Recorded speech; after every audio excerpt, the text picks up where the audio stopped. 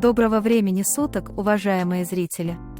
Пока многие из вас наслаждаются теплыми, а иногда даже жаркими, летними днями, за прошедшую неделю у нас было несколько важных событий. Важная новость номер один – спрос на сельскохозяйственную технику в Казахстане растет. Управляющий директор холдинга «Байтерек» Нияз Кашкимбаев поделился с издательством «Курсив» интересными цифрами.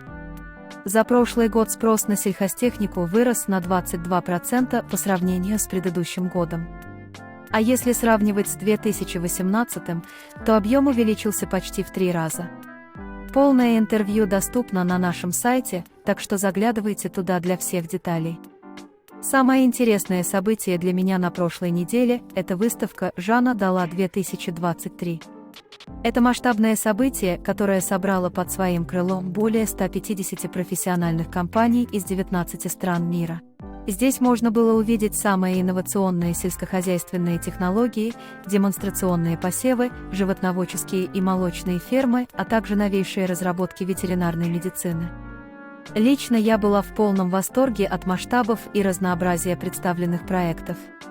А также, друзья, вскоре на телеканале Атамикин Бизнес выйдет специальный репортаж, посвященный нашему десятилетию холдинга. Мы с нетерпением ждем возможности поделиться с вами нашими достижениями и планами на будущее. Следите за нашими новостями в социальных сетях, чтобы быть в курсе всех событий. Кстати, отвечая на вопрос про мой левый глаз, это моя врожденная особенность. Я принимаю себя такой, какая есть, и это позволяет мне быть успешной и счастливой. Желаю счастья и вам!